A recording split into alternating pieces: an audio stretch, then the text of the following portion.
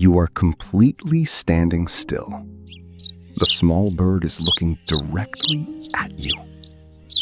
Not past you, not around you, but directly at you, with focus. One single eye, unblinking, watching, and completely focused on your face. And something moves inside you. You do not know what to call this feeling. It is not fear. It is not wonder. It is something much older than both. Here is what most people don't know about this specific interaction. That look is not a friendly greeting. It is certainly not curiosity. It is a rigid threat assessment running in complete real time, right now, on ancient hardware that hasn't changed in 60 million long years. A bird's small brain processes a visual scene twice as fast as yours. What you experience as eye contact is plenty of time for them to decide. Stay with me until the end. The last section is the heaviest truth. It fundamentally changes the meaning of every single moment before it. She is not looking at you simply because you are an interesting person. What you see as a gaze is a working sensor. She is strictly reading you. Here is what most people believe. Birds react to what is right in front of them. They react in the moment, and then they simply forget it immediately. They are small. Their brains are small. They respond, reset, and move on. That belief is completely wrong. The hidden mechanism works just like this. Birds do not merely respond to danger. They fundamentally encode it. They attach specific acoustic signatures to very specific and clear threats. And those signatures travel through the acoustic landscape faster than you walk. Researchers ran a study. Volunteers wore specific masks and trapped crows.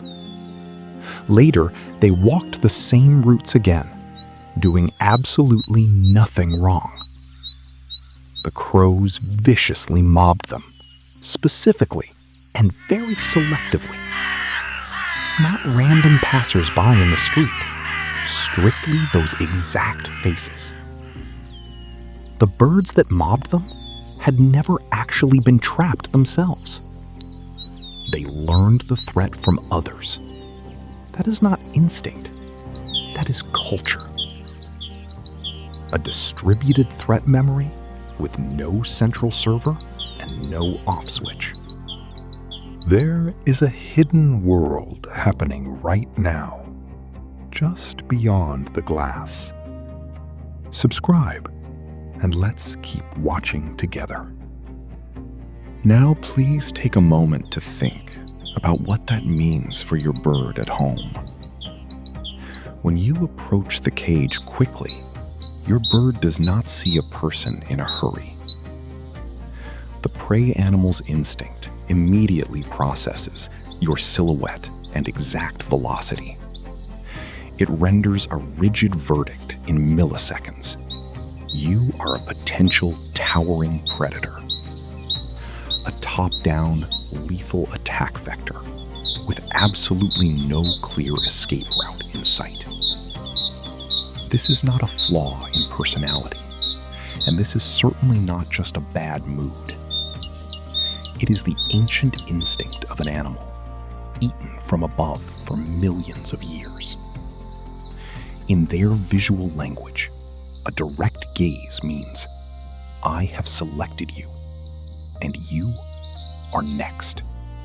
The bird is not dramatic here, and the bird is not being difficult on purpose. The bird is doing absolutely exactly what its nervous system was fundamentally built to do. The real problem is the closed cage. To that small bird, it is certainly not a home.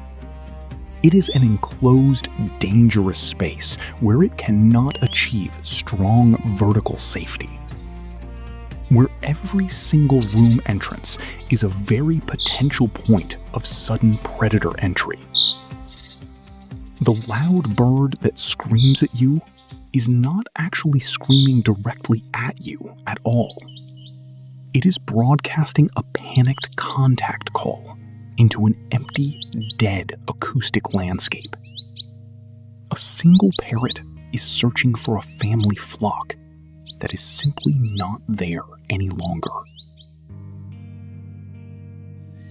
The acoustic landscape of a flock is certainly not noise. It is infrastructure. In the wild, a flock produces a layered, continuous sound environment. Alarm gradients are subtle shifts in pitch and specific frequency. They communicate not just danger, but type, direction, and severity. Individual birds within that wide network are not isolated processors. They are nodes. The information does not live in any single bird. It actually lives and breathes in the strict space between them.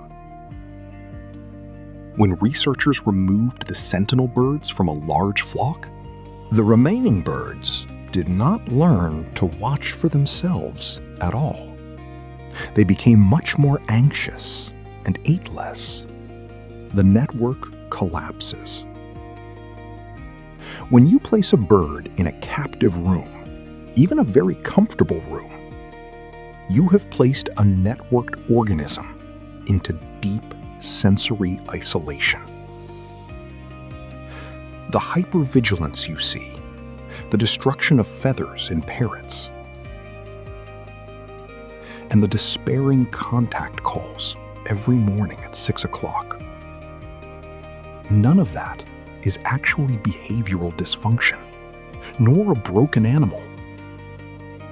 It is the strictly accurate response of a healthy nervous system, reacting exactly as it should to a completely broken environment. If you're ready to decode the secret language outside your window, subscribe to the Invisible Courtyard. Now, let's go back to that single crow on the fence post, because we asked a question and we still haven't answered it yet. What exactly is being transmitted when birds share your reputation? They are certainly not gossiping. They are updating the shared acoustic landscape. This individual moves unpredictably and causes alarm in one of us. The alarm call is not a judgment. It is a strict data packet. The language of danger is taught. You walked into an ongoing conversation. This is not about birds anymore. This is strictly about you now. Think about the way you carry yourself when you are stressed or late. How your posture changes, and how that is read by every nervous system. Most people walk through the world believing their inner state is private. That is not how nervous systems work. Theirs or yours, it doesn't matter. Research shows people leak emotional state in the first 200 milliseconds. The bird on the fence has no agenda, nor any opinion about your character. It reads those microsignals with the same precision of watching a hawk. And somewhere down the block, another bird hears it and immediately adjusts. I want you to sit with this heavy thought for a moment. The bird at home that flinches when your hand moves too fast. It is not afraid of you. It is afraid of what you activate. The ancient survival template, the exact visual shape of predation. You can be so gentle, and you can be incredibly patient. You can spend many months doing absolutely everything right. And that bird may still carry a deeply rooted threat response. Because your shared reputation is certainly not about fairness here.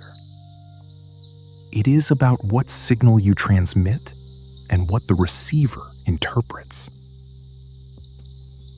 There are people in your life who still hear the old alarm call, the one broadcast before you changed, before you fully understood.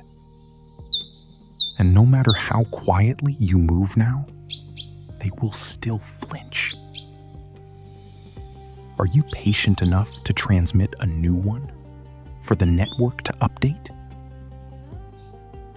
Tell me the specific moment you stopped watching and started thinking of them. Sometimes just knowing the mechanism is fully enough to begin again. Subscribe to the Invisible Courtyard